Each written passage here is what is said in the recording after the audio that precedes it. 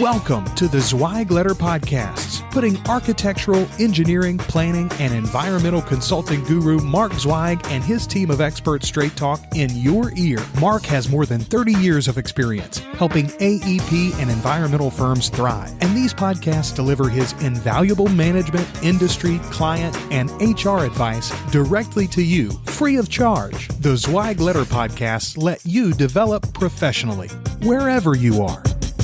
Hey everyone, and thank you for joining us for another episode of the Zweig Letter Podcast. I am Randy Wilburn, and I'm here today with Sanjay Jenkins. And we are back for another episode. We're going to do something a little different this time. We're not going to get into all the particulars about Zweig Group because you know about us, you know who we are, you know what we do.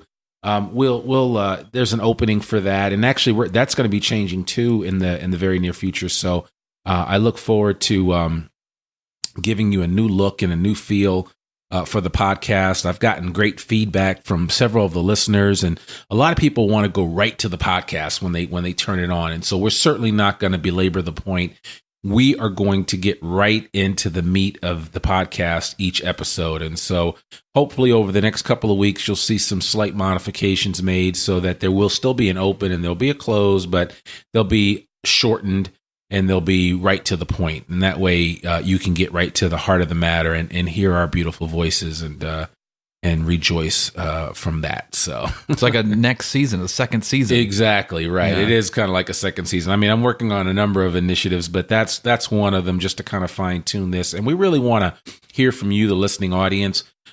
There is an open invitation. If you're a CEO or a COO or HR manager or director of HR or some type of leader in a design industry, we want to hear from you. If you'd love to come on the podcast, we'd love to have you as a guest. We will set up time for you to be interviewed via Skype or some other resource that we can easily set up. And you can be anywhere and I can be anywhere and we can interview you or Sanjay can interview you. It doesn't really matter. But the bottom line is, we'd love to hear from you. We'd love to get you involved. I'm actually working on another initiative where we're going to start talking to the people working in the design industry. Obviously, the practitioners. We actually had James Hilligus, who is a young man, a young structural engineer, just cutting his teeth in the industry. He's a millennial. He's a weightlifter. He's a lot of things. A really sharp, really entrepreneur. Smart. Yeah, entrepreneur. Really smart guy. We had him on the show a couple of weeks ago, and I got to tell you, it was a really good program just to hear him talk. And I think the thing that comes out of these podcasts is that there's so many different shared experiences that need to be told, and so we want to make sure that we are giving everyone access to this platform when and where possible. I wish we could have everybody on. We can't do that, but we can certainly line you guys up. If you'd love to be on the Zweig Letter Podcast, we'd like to have you. And again, I am working on another podcast that we're going to start doing, and it's going to be geared towards the practitioners in the industry, those engineers and architects and environmental consultants and planners and construction managers and landscape architects that are making it happen day in and day out. So that should be fun, and just listen out more for that. We also have another special announcement that I will make at the end of this episode about our Zweig Letter. It is now free. Totally. Digital, completely free. Totally free. FREE. And we want to make sure that you get yourself signed up for a subscription, a digital subscription to the Zweig Letter. We want you to set up your firm on it so that everybody in the office can get this editorial goodness that comes out of here in Fayetteville, Arkansas, once a week. Mark writes a masthead piece every week, and I tell you, I look forward to Mark's articles. I look forward to what he has to share and what everybody else that's participating and sharing in the Zweig Letter, what they're talking about. We've got just about every consultant in Zweig Group writes an article for the Zweig Letter. I've written several now. At this point, I've got several dozen articles out there on archive that you have access to. And that's the other thing. When you subscribe to the Zweig Letter, you also have access to the archives, and you can look up, you can read about any piece of information that you want to read about. If you're doing some due diligence, if you just want to check in and see how other peer firms are doing, this is your chance to take advantage of it. So listen, I don't care whatever else you do, even if you shut this podcast off right after this, you need to go get a free digital subscription to the Zweig Letter. And you can do so on thezweigletter.com. That's THE, Zweigletter.com. Right. Yeah, you got to have the D at the beginning. Or you can go to zweiggroup.com/TZL to get you're signed up for your free subscription. And if you want your entire firm or like multiple, like a group of individuals at your firm to receive the Zweig Letter, the digital subscription every week, just shoot me a spreadsheet, a CSV file with your first name, your last name, and your email address. That's all we need. Yeah. And then I'll put them in there and you'll be getting the Zweig Letter. Yeah. You can send that to Sanjay or myself. It doesn't really matter. We will get it in there right away. I mean, we just had a firm recently sign up like 300 people. We've had 300. 600. We've had 600. Yeah. I mean, so we will give it to everyone. Since we went over to the free model, we doubled the size of our list. Oh, absolutely. And less than a week. Yeah, it's going to grow even more. And again, I think the idea is that, there's so much great information out there. We want to make sure that you're getting our great information. And we also want to save you some time and just make the barrier to entry as low as possible for accessing the minds of the consultants and writers here at Zweig Group. And thought leaders across the industry as well. Right. It's not just limited to us. We've got really great people that write on a regular basis. Some of you that are listening to this podcast are writers for the Zweig Letter.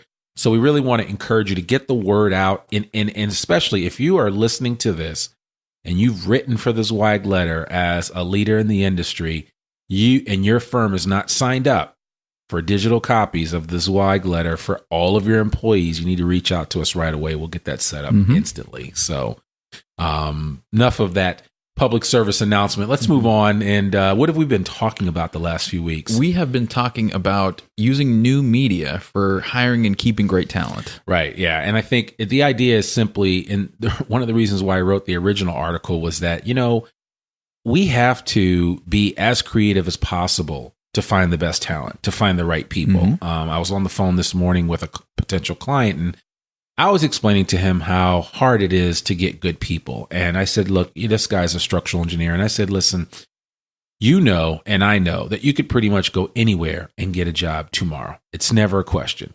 People like you aren't looking for jobs. So how do you, and I say you collectively, how do the firms that are listening to this, that are represented in the listenership of this podcast, how do you differentiate yourself from your competitors? How do you do things a little differently in order to attract great talent to your firm? And how do you keep the great talent that you already have on staff? I think it's a twofer, if you will. And so we've talked about a number of things. The first topic that we talked about was blogging, and we spent some time on that and why it's important for your firm to have a blog, why you should be posting great content that helps bring you to the first page of search on Google when it comes to your area of expertise. And I think we talked a little bit about Big Red Dog and how successful they've been with this. And they're essentially ranking on the first page of Google search for just about every main keyword for what they serve in the design industry. And not just the small ones, the long tail ones right, too. Yeah. It's not just about it's not about the smaller, just one single word keywords, but like even the long tail keywords, which are huge. And one day we'll do another episode. We'll talk a little bit more about this. I mean, we don't claim to be SEO experts, but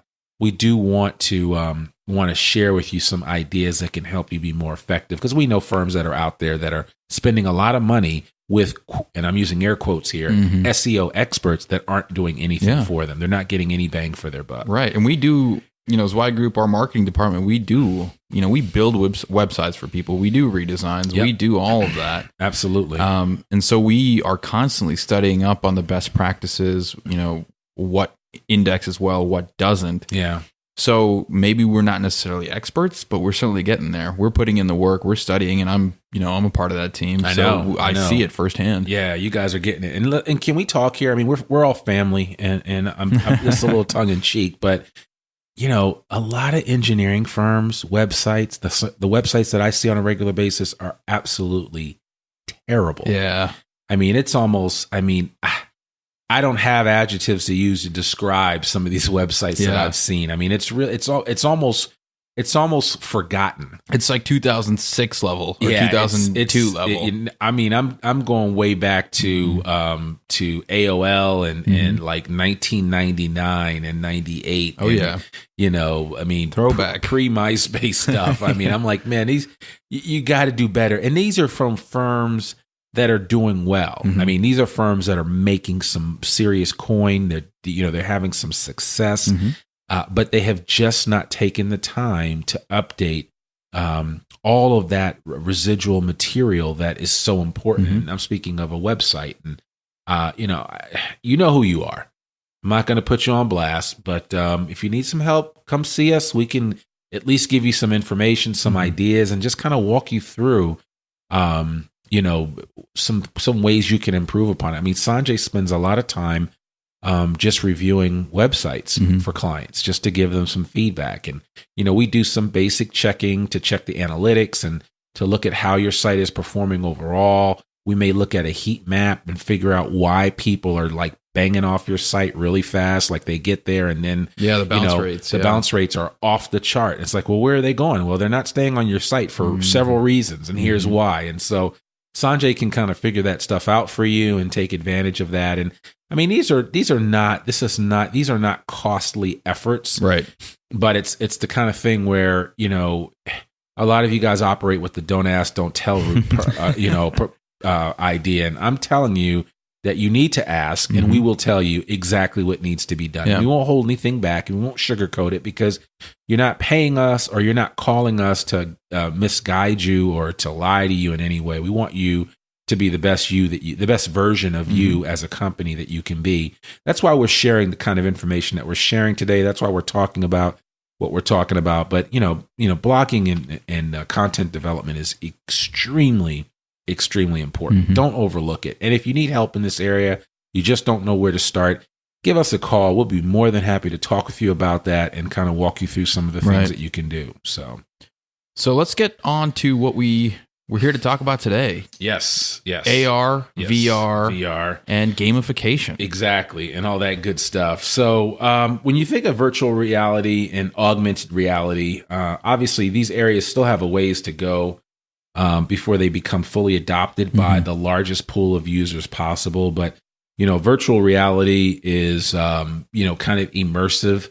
It's kind of bringing you into a computer world. A lot of times people think of virtual reality like Tron or, some of these old movies there. But, it's a way for you to experience something without, leaving wherever you are. Yeah. And then when you think of augmented reality, you think of like being immersed in a real world environment that you can identify with, that you can physically see. It's almost like, there are augmented reality tools out now, like IKEA has one, and I have the new iPhone 8, and the iPhone 8 allows augmented reality. And so I can use my IKEA application to take a picture of my living room and then take any IKEA furniture, rug, it doesn't matter, lamp, and I can take it and place it in that physical room on my phone.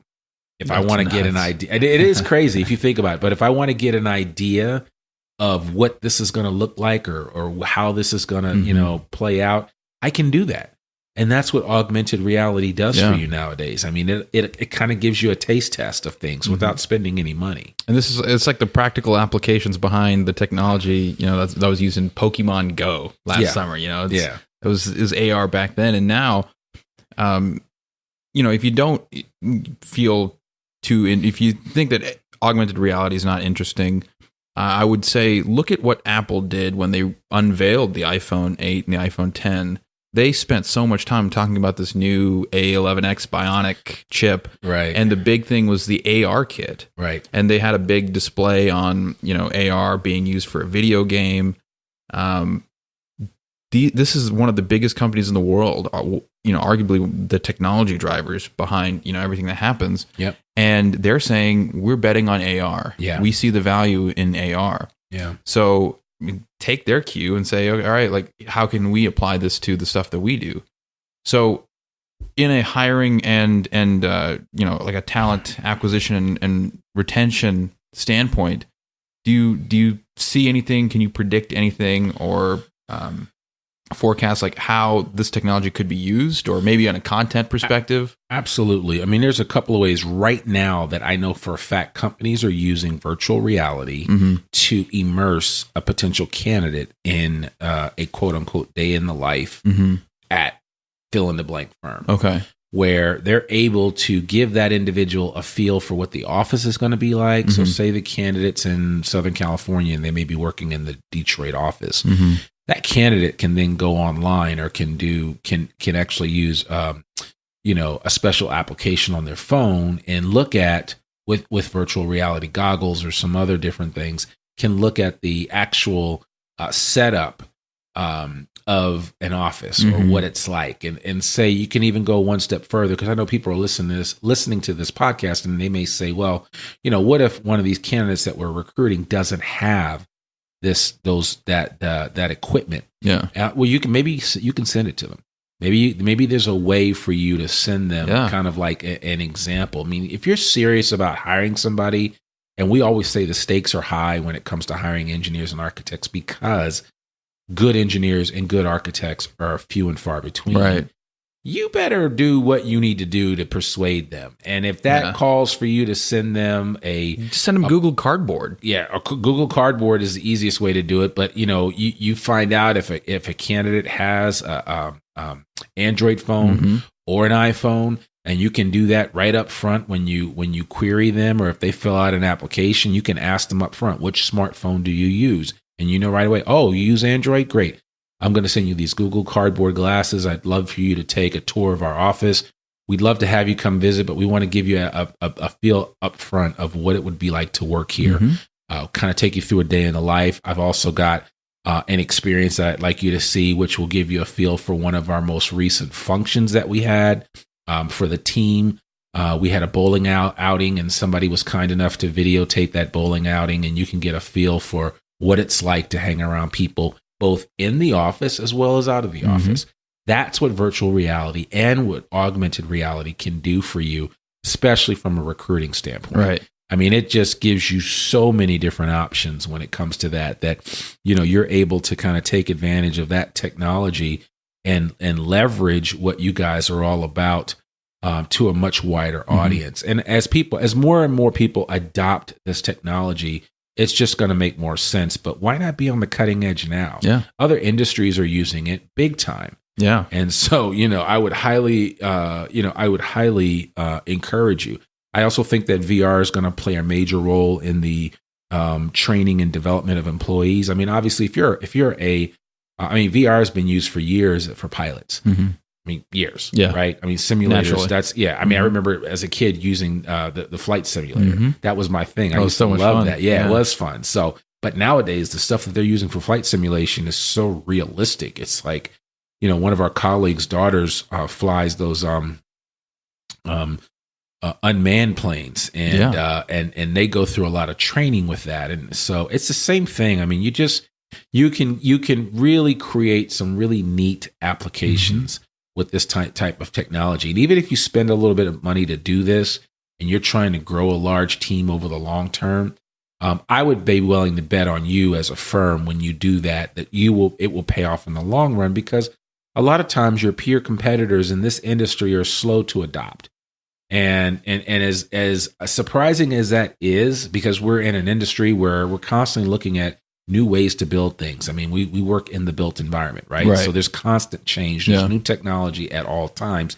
We gravitate towards that from a work standpoint, but not when we think about other ways that we could be leveraging that technology to advance our team to entice or to hire new people to join the firm. I mean, there's so many creative things that we could be doing to kind of get a feel for what it's like to be with your organization. So I just really want to encourage people to start thinking about AR and VR. And, I know AR is not as prevalent for a lot of people, but it's just a matter of time before AR starts to take off. And there's plenty of opportunities for people to utilize that technology. Yeah, so, absolutely. And I mean, I can't even, I'm sure, I don't know. If you get a chance to talk to James Hilligus, and Randy, you've already done so. And, if you get a chance to talk to him again, I mean, he's working on some AR, VR stuff from the technical standpoint. Like how much can you, from like maybe a proposal presentation, right? Rather than, sending a paper or just a binder full of things, send a 3D goggles or your VR headset. And or when you're on a project site, use augmented reality to say, okay, well, this is what it looks like now, but once it's finished, here's how it's going to look like. You can see it on your phone. How crazy would that be? That would be crazy. And I can see, I mean, there's a million different applications, and this all isn't talent acquisition related. Yeah. I think it's across the board that you'll be able to use this technology and really benefit from it. So I want to encourage you, to everyone listening, to really start thinking about how VR and AR will impact your organization and how it's going to impact this industry as a whole. And look at what some of the other industries are doing. I mean, there's, like they say, there's nothing new under the sun. Yeah. A lot of stuff is happening in a lot of different spaces. Doesn't mean you can't do it. And you don't always have to be the first adopter. Somebody else could have done it and kind of set the standard. Now you pick up and run with it. Yeah. And continue to develop it. So I just really want to encourage people out there that are listening that, to me, it's one thing that I'm going to be doing. I talk about it all the time. Whenever I go away and do a seminar, or whenever I do the Hiring and Keeping Great Talent seminar, I talk about VR and AR. I talk about the gamification and designing of ways to entice people from a recruitment perspective. I talk about all that, and I know we're going to spend a few minutes talking about digital gaming and gamification, but in the recruiting process. But all of this is coming, whether people like it or not. AI is here, and that's AI stands for artificial intelligence. Yes, the robots will take over one day. Skynet is coming for us, whether we like it or not. I just hope and pray that it doesn't lead to some type of apocalyptic situation. Right. Let's just hope it's the nice one and not the bad one, right? But, I mean, certainly we could always fast forward and be on a Federation starship somewhere and, be doing some cool things across the universe. But for right now, here's where we are. And I believe that, there's enough technology to go around for all of us to be successful with it. And so if nothing else, we just want to encourage you to be thinking about ways that you can apply some of the things that you're doing in your organization on a regular basis, whether it's talent acquisition, whether it's business development, whether it's technical specifications or things that you're trying to do to improve your craft. Be thinking about these different ways that you could be using technology to advance the cause. Yeah. So just really want to encourage you. A couple of other things, in terms of VR, AR, you could use VR for employer branding, talent attraction, talent assessment, and training. We talked about that. Job training, flight simulators. I mean, the list goes on and on and on. So there are just a number of different ways that you can use the AR and specifically the virtual reality to take advantage of that.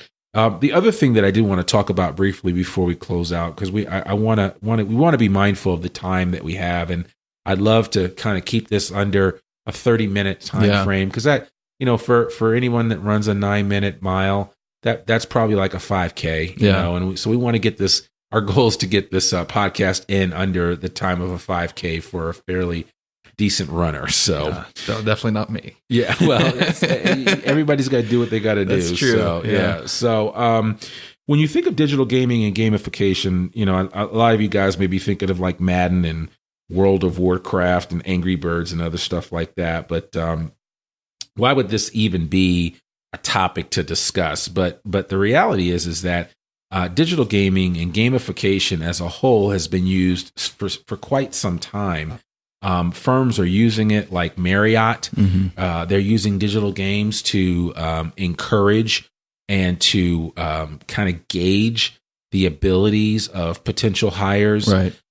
There are a number of companies that are using gamification to determine whether or not an individual is going to be a cultural fit.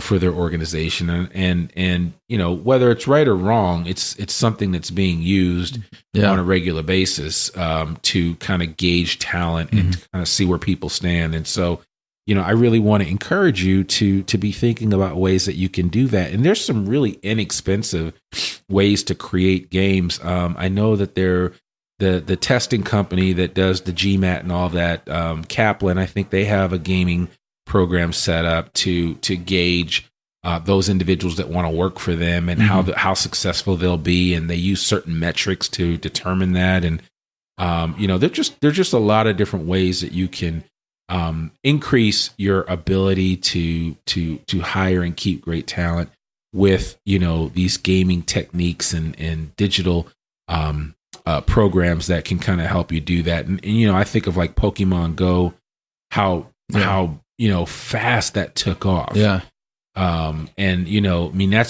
one of the reasons why Marriott created an app to kind of train people and show them what it's like working for them. And the game that Marriott created is actually kind of cool. It has to do with a kitchen in a hotel, and so there are just certain applications from that really lend themselves to giving somebody a bird's eye view of what it's like to work for the firm. And then people can make informed decisions from there. So from my own study, one of the big things about gamification is like it's used to drive engagement in whatever task you're doing. So whether it's a hiring, like, or a recruiting function, like getting the applicant more engaged in your ecosystem, and the more engaged they are, the more likely they are to give you the kind of the insights that are going to show you how they are going to integrate with your firm, how they're going to work within your ecosystem. Right. I think it's very interesting, gamification, in the context of training and learning. Yeah. If you've tried to learn a new language recently, or the last few years, you may have come across the app called Duolingo. Yeah, it's got a little owl. It's a lot of fun. Yeah. You get points for the more correct answers you do, and you can see how many points your friends have racked up, the streaks, how many days they've worked on it, and just little things like that. Like, so the gaming element of behind learning a language, so getting points for getting correct answers, or the leaderboard situation.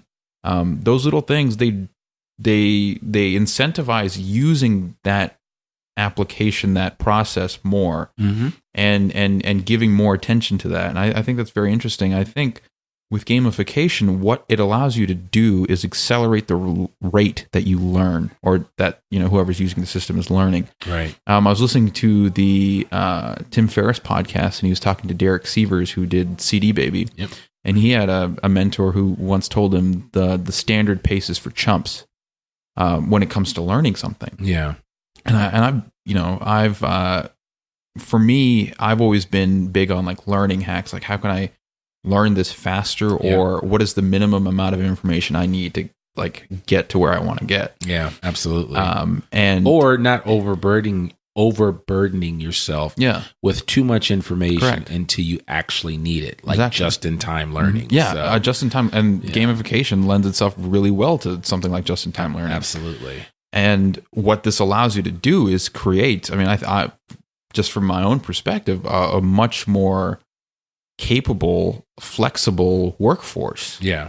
If you're able to provide your employees with resources and systems that help them learn new skills faster and implement those skills as well, you become almost all powerful. Exactly. Especially in such a tight labor market when talent's so hard to find. If you can, Zwei Group has prided itself in, servicing one industry time and again, in a multitude of ways. And, every time there's this, we've got a news clipping from when the company was on the Inc. 500 list, like way back, went back in the Boston days. Yep.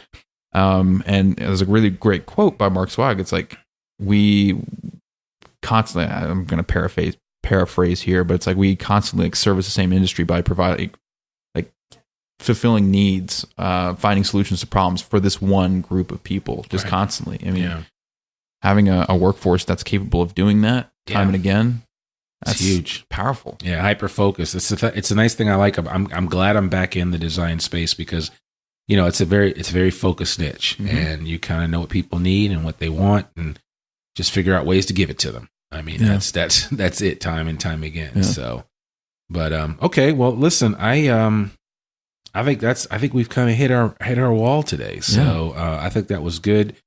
I hope you guys enjoyed this episode of the Zweig Letter podcast.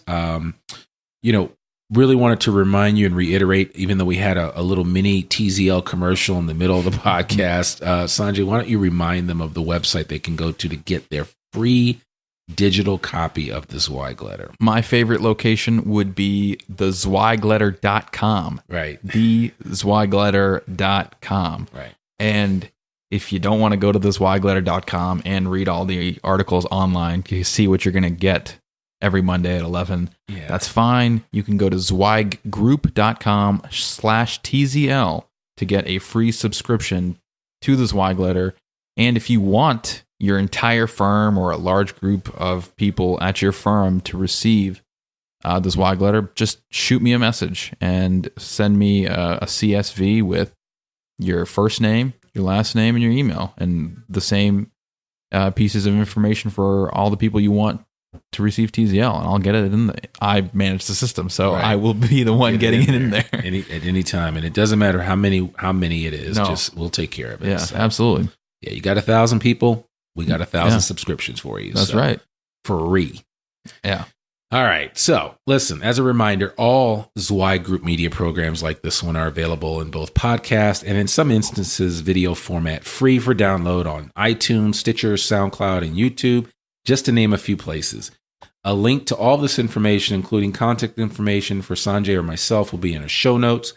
And we'd love it if you'd go to iTunes or wherever you tune into this show and give us a 5-star rating and share this link with a friend, because it's the best. And sharing is caring. Oh, sharing is caring. That's I was not good. ready for it. I know you are. I was I just kind of threw it to you. It's all good. Listen, I'm Randy Wilburn. I'm Sanjay Jenkins. And you've been listening to Zweig Group Media, part of Zweig Group. Remember, we exist to make you more successful. Bye for now. Thanks for tuning in to this Zweig Letter podcast. We hope that you can apply Mark's no-holds-barred advice to your daily professional life. For a free transcript of this or any episode of our podcast, please visit info.zweiggroup.com/podcast. If you want more wisdom and inspiration, in addition to information about finance, HR, and marketing your firm, subscribe to the print or digital version of the Zweig Letter online at zweiggroup.com/publications.